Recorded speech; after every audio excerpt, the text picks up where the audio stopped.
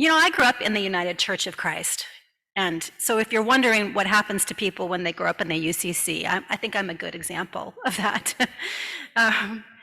And for many reasons, I'm very grateful for that upbringing. A lot of reasons, not one of which, one of the big ones is that when I think I may have told you this before, when I go into other faith settings, notably Native American spirituality, or even Zen Buddhists, or even people who are staunchly atheist, into these different settings, and people say things like, you can do a sweat lodge and still be Christian, or you can do yoga and still be Christian. I say, yes, you can, and this is how you do it.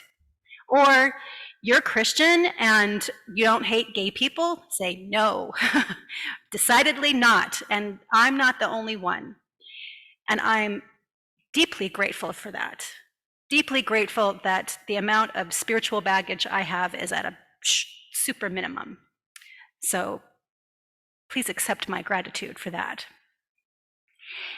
And in all of the years that I was raised in the United Church of Christ, that I went to seminary in an ecumenical setting, I was a Catholic situation, but ecumenical, so close to UCC values. It was so beautiful to go to that school. And all of that time, very rarely did anybody ever talk about Peter, first or second Peter, because Peter is a problem. It's a problem. So let's look at the Bible background and take a look at where Peter comes from and how we might reconcile that. There's the first letter, the first Peter.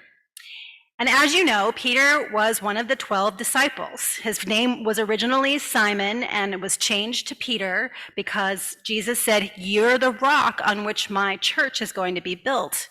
And Peter, his path wasn't always very straight. It kind of came and went, but he finally really lived into his boldness and to his courage and was integral to building the church in Jerusalem.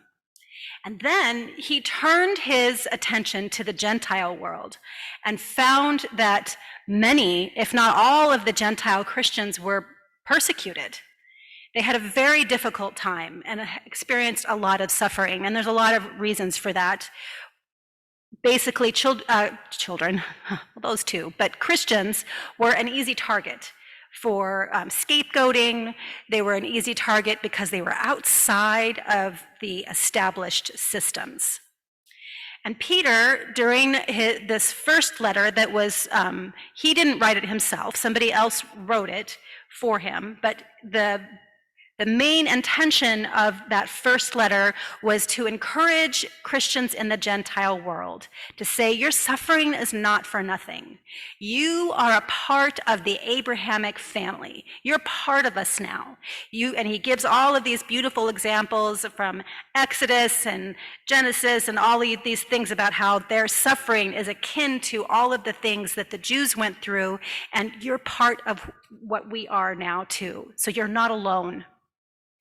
And he said, trying to make meaning out of their suffering, he said, excuse me, that the suffering can, you could look at it as an opportunity.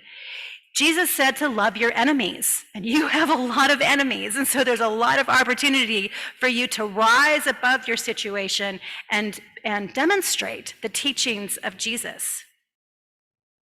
And so in this way, he was doing his best to give hope to those people who were having a lot of suffering.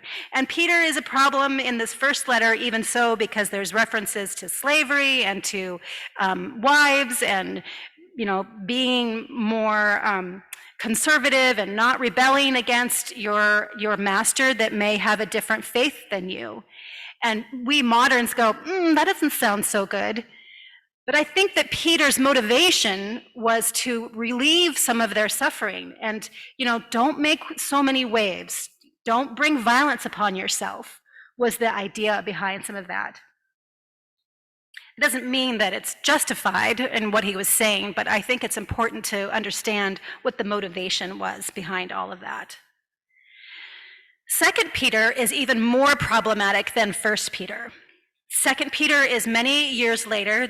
Scholars debate whether or not Peter was actually even around to write the letter. Somebody was either writing it in the style of this apostle, or he was dictating it to somebody. Peter knew towards the end of his life that he was not long for this world. All of the apostles, except maybe for John, were dead by the year 64. Their lives were not easy. Most of them were crucified, including Peter.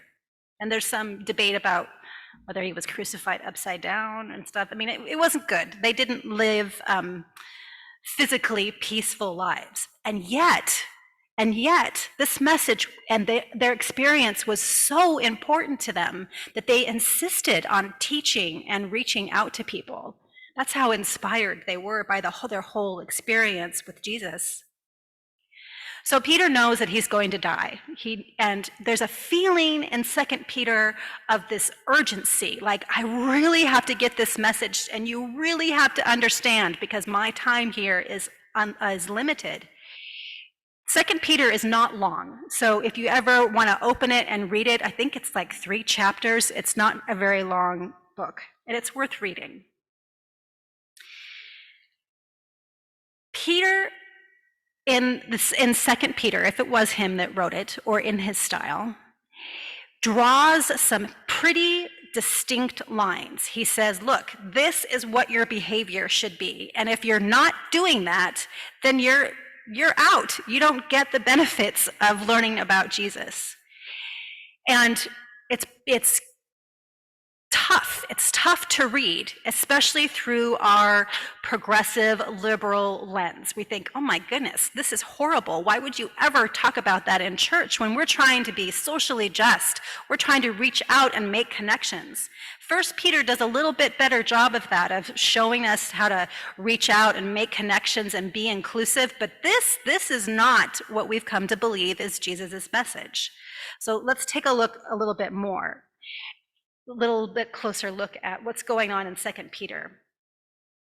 I actually had to go outside of our liberal progressive tradition to find any kind of substantial information about the history of 2 Peter, which I thought was very interesting. In this time, probably adding to Peter's anxiety and frustrations and desperation to get his message across, there were leaders in this early Christian church that were taking the message of that early Christian church of freedom, the idea of freedom when you believe in the teachings of Jesus, that you experience this open-heartedness and this freedom. That meant that if you believed in Jesus, you could do anything that you wanted. And they didn't believe in the last judgment. So how they say it in 2 Peter is there's these corrupt leaders that didn't believe in the last judgment, and they're doing all of these terrible things with money and sex, and you should not be like them. Don't do that. So yes, we can sympathize with Peter. We can understand a little bit more about where he's coming from, but using it in modern language might give us an even better understanding of what he's trying to say.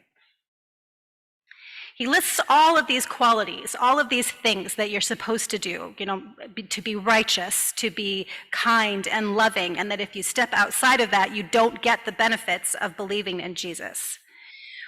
So we might say it more like this, that when we let ourselves be overwhelmed by our addictions, by whatever addictions that might be. It might look like alcohol, it might look like sex, it might look like gambling, it might look like food. If it's a small addiction or a big addiction, then we step outside of freedom. The freedom that Jesus is offering us is to be free of the consequences of sin. That's biblical language. To be free of the addictions, to be free of the problems, of the consequences that come when we are unkind to each other, when we engage in behaviors that hurt ourselves or hurt other people, then we aren't living into this freedom that Jesus offers us. And we are outside of that. It doesn't mean that we can't step back in, that we don't have a million chances to come back into that vision of heaven on earth that Jesus offers us. We can keep on trying over and over again. 2 Peter never says that you can't try again. It just says that the way of Jesus it's narrow. It is narrow. It can feel narrow, especially when we're outside of it, or we're engaging in addictions or thought patterns or ways of being in the world that don't completely serve us and don't completely serve the aligning our will with God's. We also believe now in modern times that that aligning your will with God's, having that complete understanding and being lockstep with Jesus is really hard. It's difficult. Some of us are better at it than others. Some of us are so good at it that we call them saints. But all of us are invited to try and to gather together and to encourage each other and to love each other and be kind to each other and remind each other that Christ is with us, encouraging us along this way. So it is both strict and there's a wide space of freedom at the same time. We can hold both of those realities at the same time. I am a die-hard progressive liberal Christian, completely. And there are times when I struggle with my fellow ministers or my fellow Christian colleagues who are so passionate about social justice that they once again fall into an either-or situation. You're either for us or you're against us. And that's a hard place to be, because some of the issues, we all know what the issues are. Some of the issues we don't know as well as others, but we know what it feels like when people are engaging in us and them, racism, sexism, homophobia, all of those things. You can feel it in your body. And it's hard not to say, I'm drawing a hard line here. And those people that engage in that behavior are wrong and bad and bad. That's where we get the problems, is when we're bad.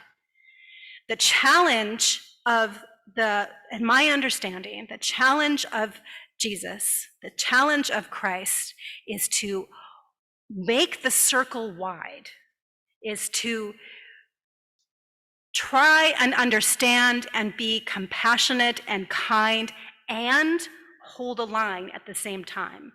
It requires new neural pathways in your brain to hold both of those realities at the same time. Some of you may have read my my pastor's note. If you didn't, it's a good one this week, so read it. It reminds me of when my children were small, and we have a really big backyard. We're blessed with that. And my husband really likes to work in the yard. So there's a section of it that we call the wild place. It's like a forest. And every once in a while, when my children were growing up, we would find a dead animal back there. And we would get the shovel out and bury it and have a funeral for the dead animal. And we would cover it with dirt and do some praying and singing, maybe a little drumming. And it was a beautiful thing. And I can't remember if it was my son or my daughter, but I remember one of them said to me, "Mom, I feel so weird because these funerals make me sad, but also I kind of love them." I'm like, yeah, yeah. I mean, it's a very human thing, right? To have to hold two things that seem separate, that seem different.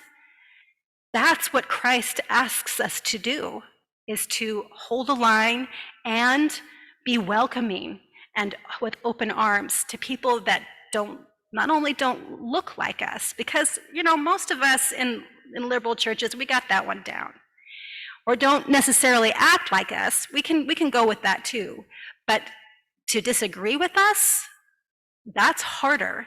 That's harder. To open up your heart and try to understand and try to have compassion for people who have ideas that you find abhorrent. Whew, that's tough. And I'm not saying that I know how to do that, but sometimes, every once in a while, I can touch that stone, can get that understanding. And that's what church is for, is to help strengthen those spiritual muscles so that we can hold something like 2 Peter and the lines that are drawn there, and recognize the anxiety and the frustration and the desire for Peter to get this word out and to get it out in a good way, to hold both of those things, to hold the kindness, the love, the compassion, the serenity of Christ, and to look at the messages that his apostles were trying to give us. So what does that mean for us? This is all good, theoretic, cute story about small children and all of that, those kinds of things.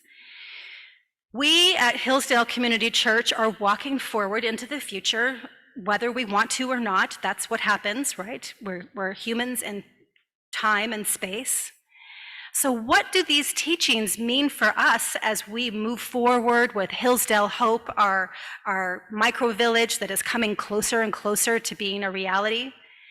And as we figure out how we want to hold this space, this building, and be together as a church, there's a lot of different ideas, a lot of different feelings, a lot of different griefs, a lot of different hopes that we all have to hold together as a people.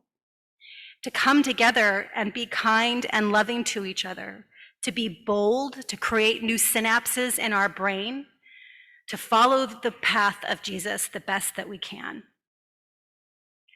And we're going to have to think in new ways that we haven't thought before, and challenge each other, and be loving and kind, and then to do it all again, to be brave and to challenge and to be loving and kind.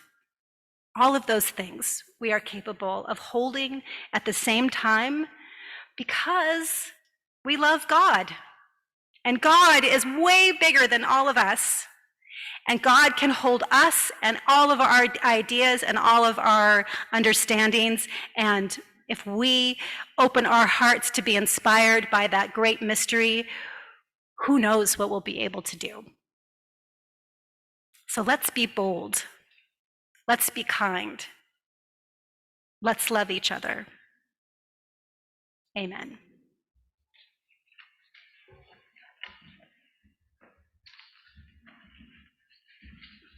Let's see. Let's sing together now.